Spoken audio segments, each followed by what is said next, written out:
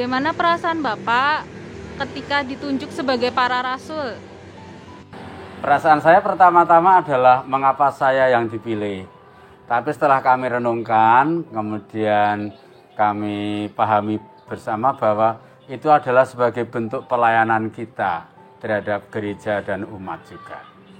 Jadi saya merasa dengan dipilih itu merasa bangga untuk bisa menjadi seorang pelayan. Perasaan saya pertama kali terkejut, tapi saya selalu langsung menyanggupi, ya saya siap. Ya rasanya jujur saya enggak pantas ditunjuk karena keseharian kehidupan saya, jadi kaget aja.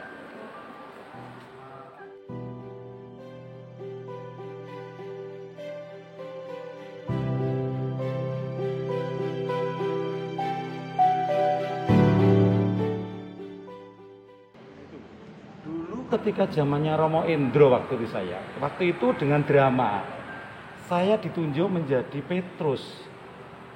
Nah, Petrus itu kan dalam bahasa Jawanya ngeyel. Kenapa tidak hanya membasuh kaki, tidak harus mandi waktu itu begitu. Saya terharu sekali. Sungguh ketika Romo membasuh kaki saya itu saya sangat terharu. Saya merasa kecil, merasa banyak dosa. Kenapa Romo membasuh kaki saya? Waktu itu perasaan saya begitu. Perasaan saya ketika kaki saya dibasuh itu terharu. Terharu karena saya membayangkan orang besar, orang yang patut saya hormati kok membasuh kaki saya. Saya sungguh terharu. Begitu sampai mungkin saya merinding, artinya merinding. Sampai ternyuh meneteskan air mata karena saya sungguh terharu dengan peragaan pembasuhan kaki yang saya alami ini.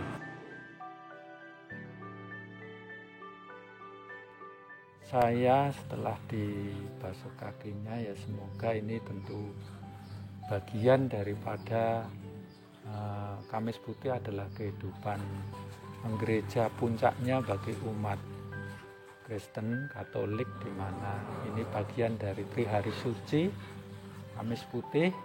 Lalu bagaimana di sini saya memang melihat keteladanan Yesus yang sungguh sampai merendahkan dirinya kepada para muridnya, kepada semua orang. Nah, bagaimana saya juga dengan menjadi rasul nantinya tentu saya juga berani untuk bersikap seperti apa yang diteladankan oleh Yesus untuk merendahkan diri, tetapi juga sekaligus untuk bagaimana saya bertekun akan doa itu sendiri seperti Yesus yang mau menyerahkan dirinya dalam doa di Taman Getsemani. Dampaknya saya termotivasi dengan satu pertanyaan, mampukah saya untuk melayani orang lain dalam kerendahan hati yang tulus. Dan pertanyaan itu selalu saya usahakan untuk dicari jawabannya dan dilakukan. Diberi contoh bahwa seorang pastor mau membasuh kaki umatnya ini sebetulnya menggambarkan bahwa untuk selalu berbuat merendah diri, artinya mau membantu atau mau menolong orang-orang tidak pandang bulu dan mau membersihkan diri, membersihkan hati.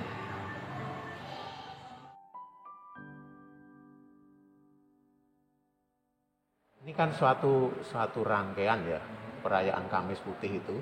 Di antaranya mengenang story Tuhan Yesus di mana beliau berdoa di Taman Getsemani, kemudian dikhianati oleh Yudas. Kemudian Tuhan Yesus mengadakan perjamuan terakhir, dan juga saat Yesus ditangkap, dikhianati oleh Yudas tadi, diserahkan. Kemudian juga peristiwa Petrus yang memotong telinga salah satu pengkhianat Yesus. Namun Yesus memaafkannya. Nah, makna-makna dari itu semua bagi saya, meskipun ini saya berusaha, meskipun di setiap langkah kami ada berbagai hujatan dari entah itu tetangga, entah itu teman satu lingkungan, ruang lingkupnya satu gereja yang kadang-kadang kalau saya terapkan kata-kata tadi sebenarnya tidak pas terhadap diri saya, baik itu suatu pujian atau hujatan. Namun kami ingin tetap meneladan Tuhan Yesus, di mana meskipun Tuhan sendiri turun sebagai manusia, kemudian sengsara, bahkan sengsara sampai wafat di kayu salib. Ini yang utama bagi saya. Demikian. Kita perjamuan malam terakhir atau perjamuan terakhir itu diadakan oleh Yesus pada malam hari sebelum dia menjalani kisah sengsaranya, ditangkap di Taman Getsemani, kemudian diadili, memanggul salib dan wafat. Dalam peristiwa perjamuan malam terakhir kami memaknai bahwa kerelaan untuk berkorban, untuk menjadi seorang pelayan dengan hati yang tulus, untuk belajar rendah hati, itu sudah semakin kita rasakan dan semakin kita coba untuk semakin ditingkatkan agar hidup kita itu tidak hanya mengalami stagnasi tetapi sungguh mau berkembang di dalam iman, dan iman itu diwujudkan dalam perbuatan konkret kita sehari-hari. Sehingga dalam pelayanan apapun, kalau semuanya dilakukan dengan tulus, dengan rasa bahagia dan senang, pelayanan itu akan memberikan makna, sekaligus juga mendorong kita untuk semakin dekat dengan Tuhan, semakin dekat dengan sesama, sehingga kita bisa menjadi garam dan terang bagi banyak orang.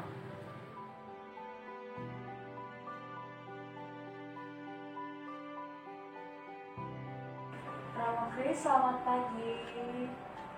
Selamat pagi. Berkah dalam. Berkah dalam. Bagaimana kabarnya Romo? Luar biasa. Selalu sehat. Puji Tuhan. Saya mau bertanya Romo.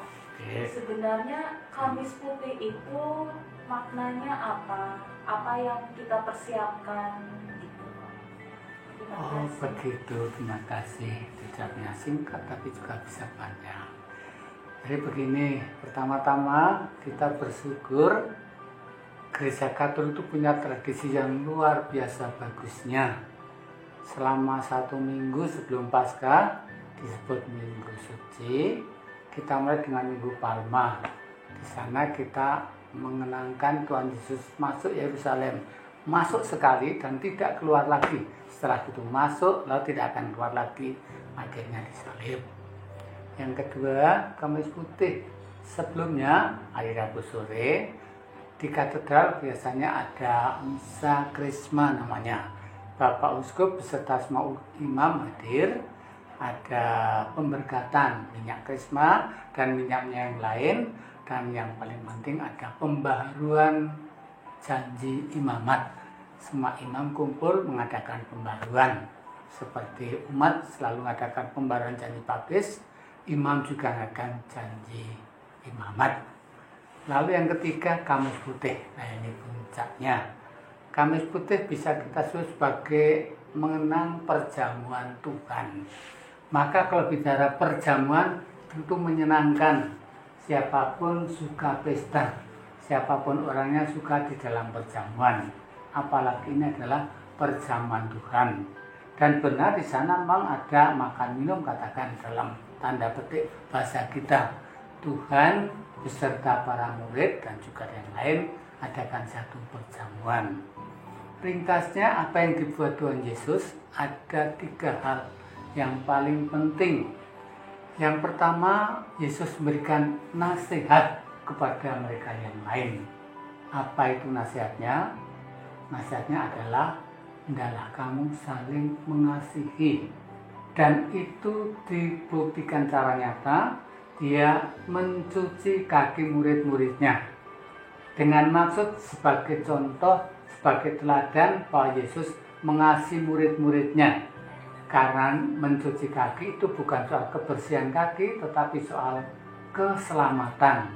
Jadi mencuci kaki dengan maksud agar dia selamat, anak-anak, murid-murid, dan Yesus memberikan suatu contoh yang konkret. Maka ini yang nomor satu, memberikan satu nasihat, hendaklah kamu saling mengasihi. Yang kedua, hebatlah dia itu berikan kenang-kenangan. Seperti kalau ada satu perpisahan, entah Pak Guru pindah ke tempat lain atau Pak Camat, ada satu nasihat dari Pak Gurunya, para sekolah, kemudian ada kenang-kenangan dari kita. Ada kenang-kenangan, ini Pak, sebagai kenang-kenangan. Kali ini dari Yesus diberikan kenang-kenangan. Apa kira-kira kenang-kenangannya?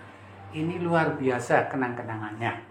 Yang dimaksud kenang-kenangan di sini adalah dirinya sendiri diberikan pada umat, tubuh dan darahnya. Maka dalam perjamuan Yesus bilang, terimalah dan makanlah, inilah tubuhku. Terimalah dan minumlah, inilah piala darahku, darah perjanjian baru dan kekal, yang ditumpahkan bagimu dan bagi semua orang demi pengampunan dosa. Lakukanlah ini untuk menangani aku. Diri Yesus diberikan pada kita sekalian, bukan lagi hosti tetapi tubuh Kristus, bukan lagi anggur tapi darah Kristus diberikan pada kita agar kita bersatu dengan Dia, dan dengan demikian kita mengalami keselamatan seperti yang dijanjikannya. Itu yang kedua. Yang ketiga ialah Yesus memberikan satu perintah. Nah ini kadang-kadang kita juga diperintah ya. Jangan kecil hati kalau kita dapat satu perintah. Jangan lupa kalau bilang perintah, 10 perintah Allah, tidak tawar-menawar itu perintah. Nah, perintah imperatif bahasa lainnya ya. Itu ada perintah, jangan bunuh, jangan mencuri, dan itu perintah semuanya. Yesus sudah memberikan perintah. Apa perintahnya? Dia bilang dalam Ekaristi, lakukanlah ini untuk mengenangkan aku. Diperintahkan pada para muridnya supaya melakukan. Maksudnya supaya seperti itu selalu terulang, bukan mengenang saja, tapi terulang. Dan nyatanya sungguh terulang, yakni Ekaristi, ada Ekaristi. Maka Kemis Putih menjadi puncak ya. Boleh katakan ada hal yang begitu indah ya, yang begitu indah. Terulang kembali apa yang telah dibuat Yesus, dan sampai sekarang kita bisa menikmati apa yang Yesus berikan waktu itu pada para murid, dan sekarang dari para imam untuk kita sekalian. Langkah berikut yakni tentang Jumat Agung, kita kenal semua, itu mengenang sengsara dan Bapa Tuhan, dan akhirnya pada Minggu Paskah Tuhan itu bangkit kembali. Malam Paskah namanya Visi Natal, kemudian dari Minggu Paskah Yesus bangkit dari kubur, lalu semuanya menjadi baru, kehidupan kita menjadi baru. Dan yang terkasih, lebih kurang Kemis Putih yang menjadi puncak, dikatakan pusat dalam arti urutan waktu, itu sangat indah. Maka siapapun rugi kalau tidak ambil bagian dalam Kemis Putih, karena hari itu sungguh menjadi yang putih. Dia memberikan satu kenang-kenangan, perintah itu selalu putih bersih. Dia memberikan nasihat. Dia memberikan kenang-kenangan tubuh dan dari itu sendiri yang selalu memberikan kita kebersihan, dan lebih-lebih dia memberikan satu tugas pada para imamnya agar selalu mempersembahkan Ekaristi. Lakukanlah ini untuk menenangkan aku, artinya hendaklah para imam membuat misa dan misa untuk umatnya. Terima kasih, Tuhan berkati kita semuanya. Amin.